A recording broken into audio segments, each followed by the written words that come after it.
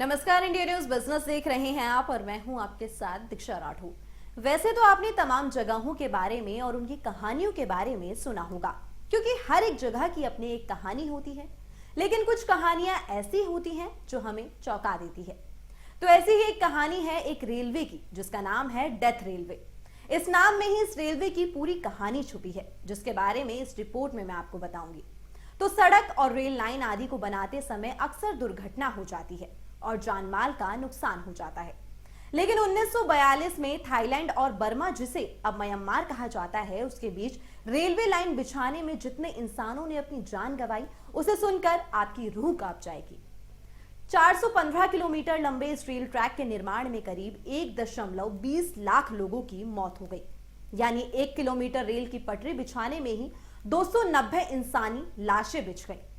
यही कारण है कि लोगों ने इस रेलवे लाइन को डेथ रेलवे का ही नाम दे दिया और आज भी ये ट्रैक इसी नाम से जाना जाता है।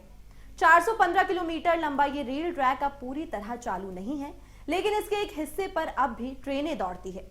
इस रेलवे लाइन का निर्माण जापान ने कराया था और इसको थाईलैंड बर्मा लिंक रेलवे नाम दिया गया था। सेकेंड वर्ल्ड वॉर में थाईलैंड और बर्मा में कब्जा करने के बाद वहां अपनी सेना तक सामान पहुंचाने के लिए इस रेलवे लाइन का निर्माण जापान ने किया था। समुद्री रास्ते से थाईलैंड और बर्मा तक जरूरी सामान पहुंचाने में बहुत खतरा था और इसके लिए जहाजों को 3200 किलोमीटर की समुद्री यात्रा करनी पड़ रही थी।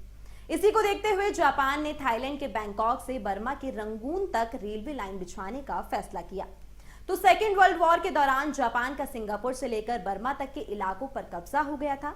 बर्मा से थाईलैंड और सिंगापुर तक कनेक्टिविटी के लिए उसे एक सुरक्षित मार्ग की जरूरत थी, ताकि इस इलाके से उसकी पहुंच आसानी से हिंद महासागर तक हो जाए। इसलिए उसने थाईलैंड में नोंग प्लाडुक से लेकर बर्मा के थान बुयाजत के बीच रेल लाइन बिछाने का फैसला किया।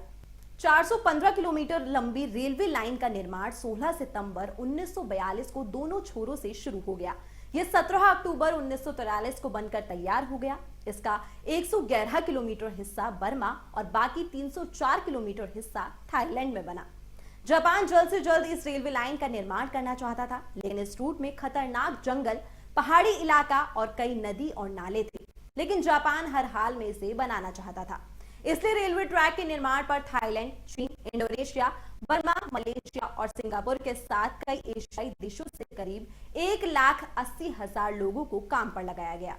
इतना ही नहीं, मित्र देशों के बंदी बनाए गए। 60,000 कैदियों को भी बर्मा रेलवे लाइन को बनाने में लगा दिया गया। रेलवे ट्रैक बनाने में लगे मजदूरों के साथ बहुत बुरा व्यवहार किया जाता था।